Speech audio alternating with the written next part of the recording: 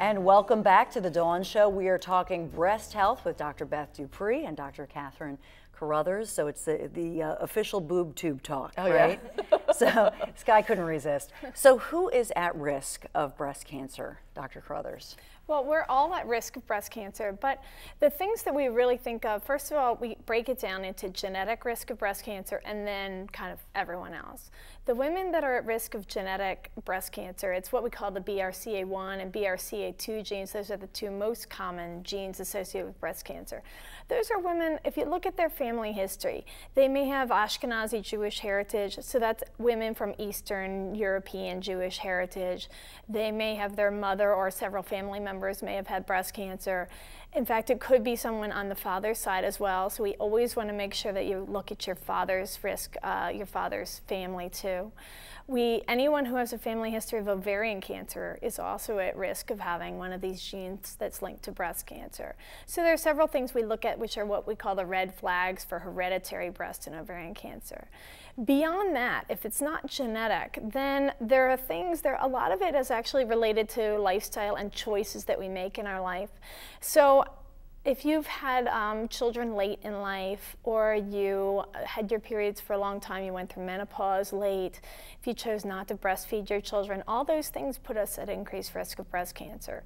And the reason why is because of increased estrogen exposure to our breasts. So the more estrogen our breasts are exposed to, the more our risk of breast cancer is. So a woman who's never had children would be at a higher risk, theoretically, than a woman who had children even late in life. Yes. Correct. People don't understand that our breasts are developing until you have your first child. So if you think about the breast as the organ that creates this amazing food that can nourish a child completely for 2 to 3 years, everything kind of surfaces through the breast. Like it's the filter that pulls out all the good stuff, but it also gets exposed to the bad stuff. So because the breasts don't completely develop until you've had a child or complete a pregnancy and or breastfeed, all those years of exposure, so we're delaying childbirth well into 35, 40, and now sometimes we're using hormones to get pregnant because we've delayed childbearing because of our careers and other things. So all of that time that your breasts are exposed to the outside toxins, it increases your risk. Okay. We now know that young women, that alcohol that they drink prior to the full development of the breast or prior to having a child also increases the risk of breast cancer. So there How are much certain, alcohol? Studies have pretty much shown that 3 to 5 drinks a week is not a big deal. It doesn't up your risk that much, particularly. These studies have been in postmenopausal women, but the true effect of what alcohol does to young women, we know it affects it and it increases the risk, but I don't know that it quantifies exactly how much is too much. But, again, life in moderation, where, it doesn't mean that you don't have a glass of red wine a couple times a week. But if you have 3 or 4 cocktails a day and you are postmenopausal, your risk goes up to 40% increased risk of breast cancer. Wow. And you don't hear about that. You don't hear about that factor. It's not something that people talk about. I talk about it at parties as people are refilling their second glass of wine. Great. I'm not very popular at You're that. You're a buzzkill at the cocktail parties, exactly, right? But to understand that, when you're drinking alcohol, it's keeping your body from being able to break down estrogen. So your estrogen levels are falsely elevated. And estrogen doesn't cause breast cancer, but it can stimulate those cells that are already thinking of going there. So you can have a fire smoldering in your backyard. If you dump gasoline on it, it's going to go. Okay. So you can have those cells smoldering. You dump estrogen on them, hello. Okay. It's that so nidus, in other words, yeah. any kind of alcohol, wine, whatever, it's like an incendiary device. It can actually increase the estrogen. It's the estrogen that's the effector. That you want to not watch the out. alcohol. It's the estrogen that's the effector. All right. And the other risk factor, men.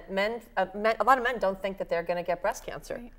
Yeah, you rarely. There's a guy named Sandy who always talks about it at the Susan G. Komen walks, and he's like, "And men, remember men," right. But you don't hear about men as much. Right. So for men, obviously, any family history, if there's a genetic risk, men who carry a BRCA gene, they're at a 1 in 10 risk of getting breast cancer. So their risk is way higher than an average man.